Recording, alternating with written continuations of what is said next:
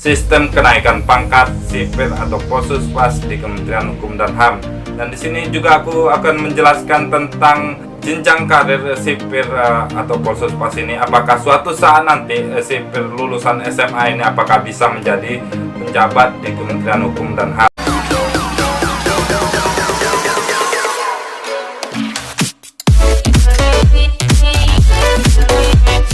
Assalamualaikum warahmatullahi wabarakatuh. Salam abdi negara. Kembali lagi bersama aku, Randi Latronsina. Di video kali ini aku akan mencoba untuk menjelaskan bagi teman-teman yang belum tahu atau bagi teman-teman yang masih mendaftar atau masih CPNS di Kementerian Hukum dan HAM.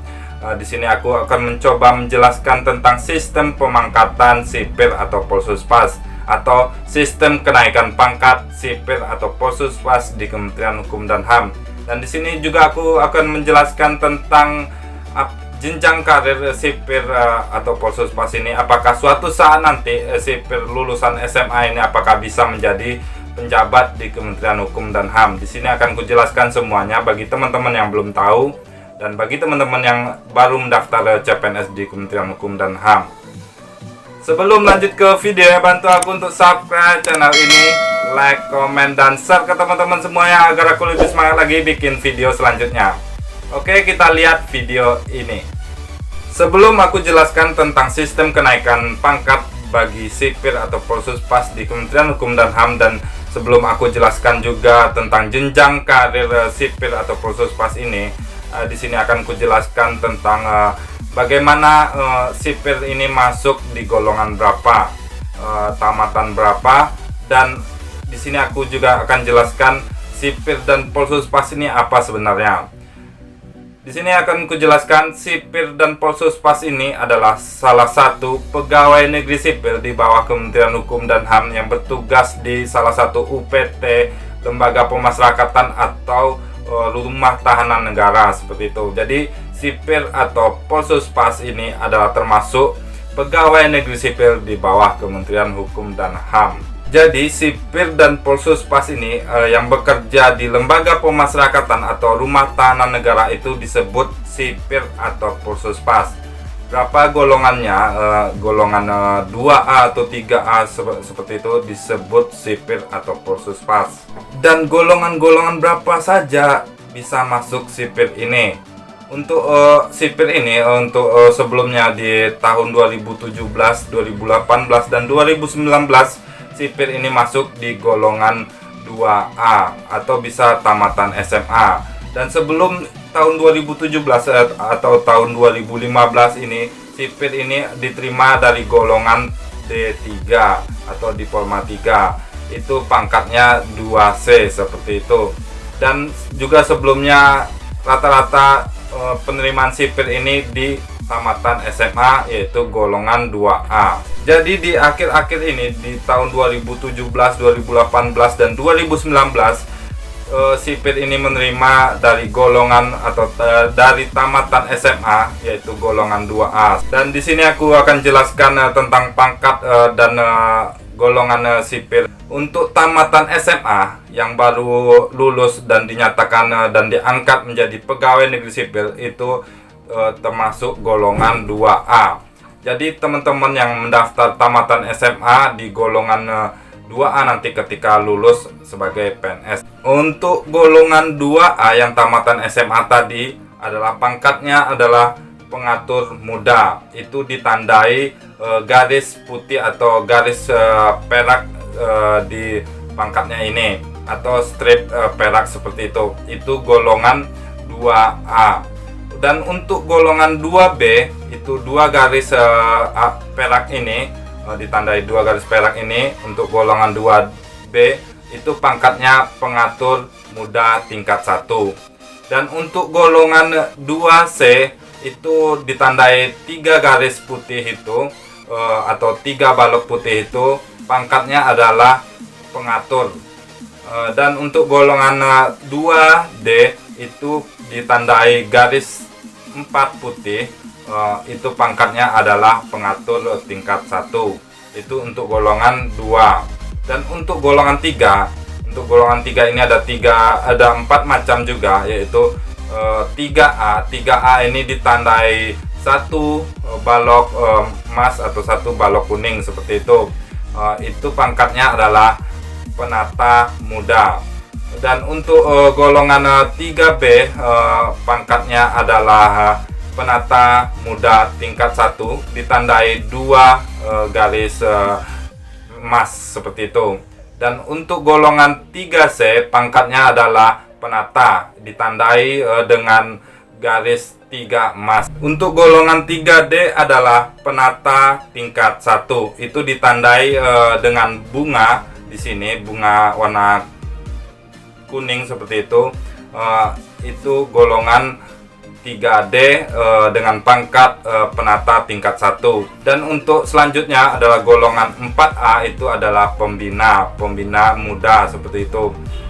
Dan golongan 4B adalah pembina muda tingkat 1 dan seterusnya. Di sini aku mencoba sedikit menjelaskan tentang sistem kenaikan pangkat sipir atau Polsuspas di Kementerian Hukum dan HAM.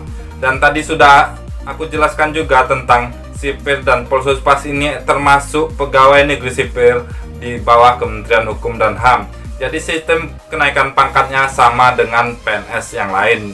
Untuk sistem kenaikan pangkat sipir atau Polsuspas di Kementerian Hukum dan HAM ini sebenarnya ada 3 jalur, yaitu dengan pertama jalur reguler, dan yang kedua jalur penyesuaian ijazah, dan yang ketiga jalur prestasi atau jabatan. Di sini akan kucoba menjelaskan 2 jalur, yaitu jalur reguler dan jalur penyesuaian ijazah. Untuk sistem kenaikan pangkat PNS jalur reguler ini adalah yaitu sesuai dengan jalurnya. Dalam artian kalau teman-teman semuanya melakukan pekerjaan dengan baik seperti itu dan tidak melakukan kesalahan, tidak melakukan hukuman disiplin, tidak ada dapat hukuman disiplin atau tidak dapat teguran dari atasan, teman-teman otomatis tiap 4 tahun sekali teman-teman naik pangkat seperti itu. Satu strip seperti itu. Dari pangkat golongan 2A bisa naik 4 tahun sekali, bisa naik ke golongan 2B, dan seterusnya 4 tahun sekali naik ke golongan 2C. Untuk tamatan SMA ini terakhir pangkatnya adalah golongan 3B, yaitu penata muda tingkat 1. Jadi untuk teman-teman yang tamatan SMA, jika tidak melakukan kesalahan atau tidak melakukan hukuman disiplin, 4 tahun sekali akan naik pangkat. Jadi dari golongan 2A menjadi golongan 2B, dan seterusnya 4 tahun sekali menjadi golongan 2C dan 2D. Dan setelah 2D, teman-teman melakukan ujian kenaikan golongan seperti itu. Dari golongan 2 ke golongan 3A itu melakukan ujian dinas kenaikan pangkat atau kenaikan golongan seperti itu. Di sini teman-teman harus lulus ujian itu baru bisa menduduki pangkat 3A, dan selanjutnya 4 tahun sekali akan jadi 3B seperti itu.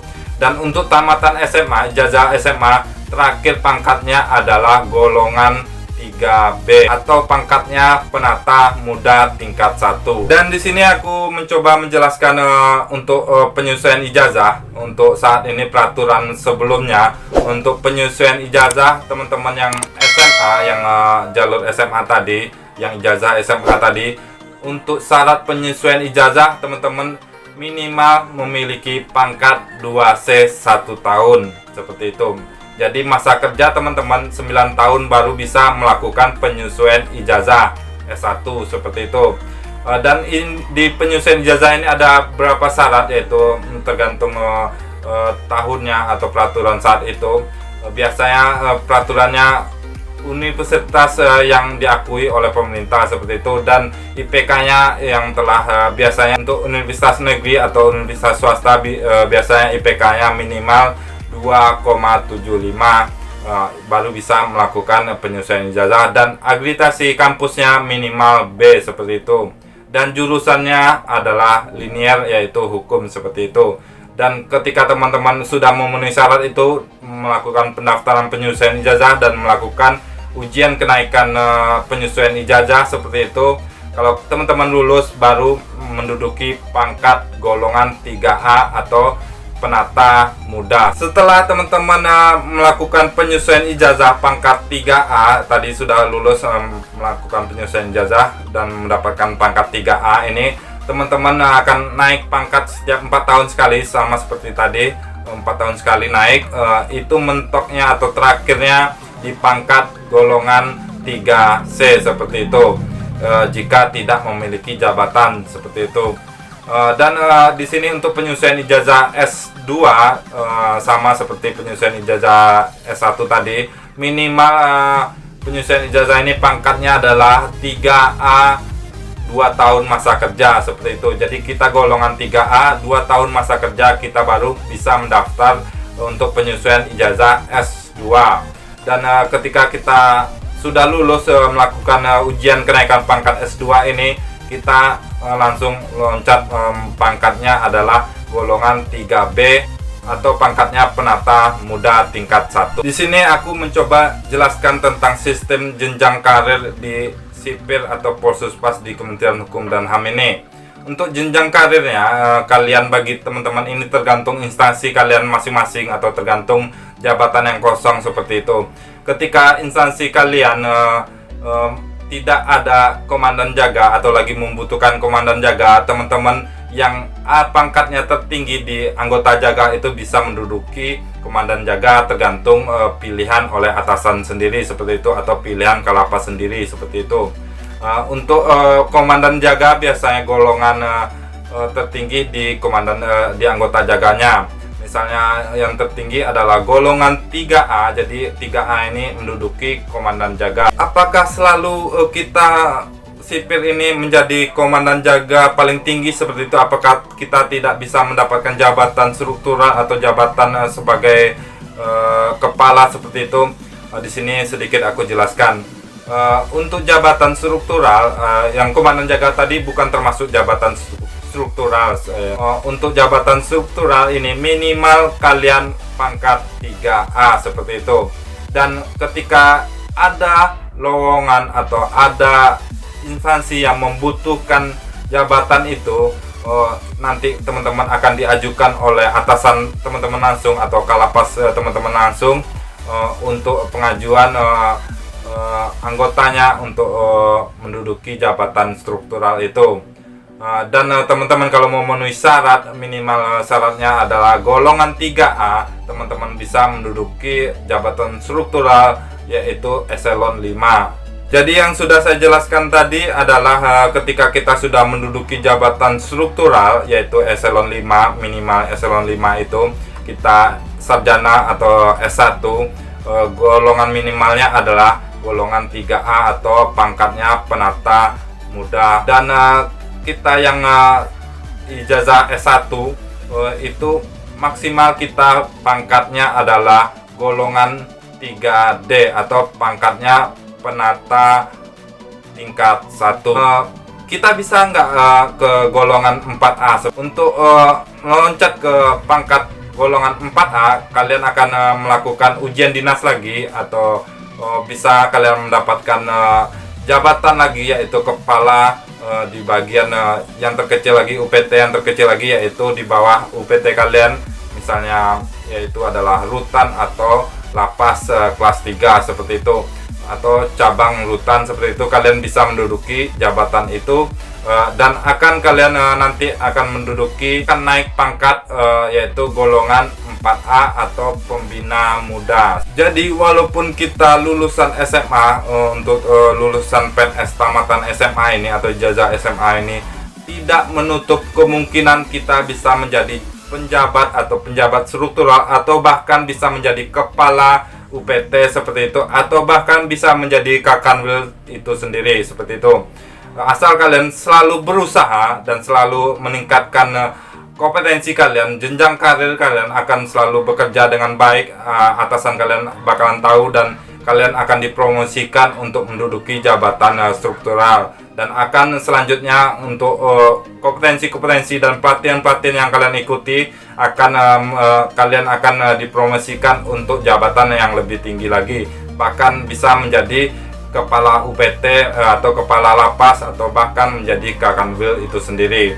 Jadi tidak menutup kemungkinan kita yang tamatan SMA, untuk ijazah SMA lulusan PNS tamatan SMA ini tidak menutup kemungkinan bisa menjadi kepala UPT. Jadi tetap semangat untuk kalian yang masih muda, itu tetap semangat, dan yang baru lulus tetap semangat, terus tingkatkan kompetensi kalian. Kalau yang masih tamatan SMA, lanjut kuliah lagi S1 dan bahkan bisa lanjut kuliah S2, S3 seperti itu, untuk jenjang karir kalian lebih ditingkatkan lagi. Dan untuk suatu saat nanti kalian pasti bisa menjadi kepala UPT di tempat kalian sendiri. Sampai di sini saja sistem kenaikan pangkat sipir atau Polsuspas di Kementerian Hukum dan HAM, dan jenjang karir sipir dan Polsuspas di Kementerian Hukum dan HAM. Semoga video ini bermanfaat untuk kalian. Yang bagi kalian yang belum tahu, biar lebih semangat lagi untuk meningkatkan kompetensi kalian, untuk meningkatkan